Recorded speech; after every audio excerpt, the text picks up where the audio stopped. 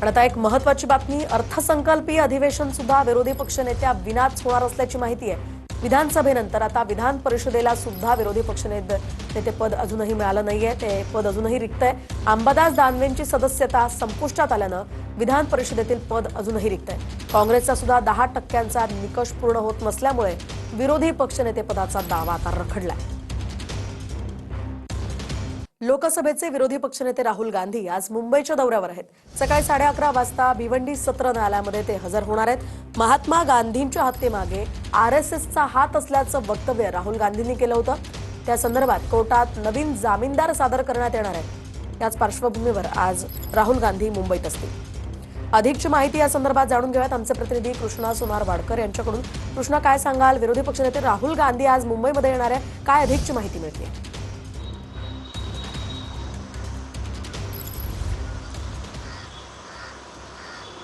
राहुल गांधी 11 वाजता भिवंडी कोर्टामध्ये हजर राहतील। मात्र त्यापूर्वी प्रोटोकॉलनुसार ते विरोधी पक्षनेते आहेत आणि त्या अनुषंगाने सुरक्षेच्या कारणास्तव सध्या कोर्टाच्या संपूर्ण परिसरामध्ये डॉग स्क्वॉड त्याचबरोबर बॉम्बशोधक पथकाकडून तपासणी केली जाते आहे आणि संपूर्ण सुरक्षेचा आढावा घेतला जातोय। त्याचबरोबर पोलिसांचा बंदोबस्त सुद्धा हळूहळू वाढवण्यात येतो आहे, कारण भिवंडी हा अत्यंत गजबजलेला परिसर आणि तिथे राहुल गांधींची ही मूव्हमेंट असल्यामुळे प्रोटोकॉलनुसार सुरक्षेच्या कारणास्तव सगळी खबरदारी पोलिसांच्या माध्यमातून घेतली जाते आहे।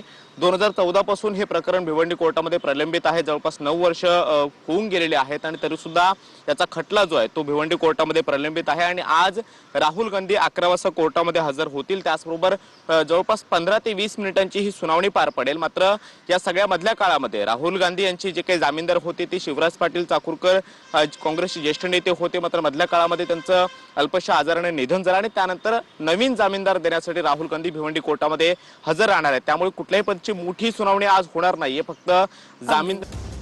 एक महत्त्वाची बातमी नरहरी झिरवाळांसंदर्भात समोर येते। नरहरी झिरवाळ यांच्या मंत्रालयातील कार्यालयातील सीसीटीव्ही फुटेज एसीबीनं ताब्यात घेतलंय। कंट्रोल रूममध्ये एसीबी अधिकाऱ्यांसोबत तक्रारदार सुद्धा उपस्थित होते। फुटेजची तपासणी करत असतानाच एसीबीनं हरिराम घांची यांचा जबाब नोंदवला। दरम्यान अन्न आणि औषध प्रशासन विभागातील लिपिकाला लाच घेताना पकडल्यानंतर पुरावे मिळवण्यासाठी आता एसीबीकडून हे प्रयत्न सुरू आहेत।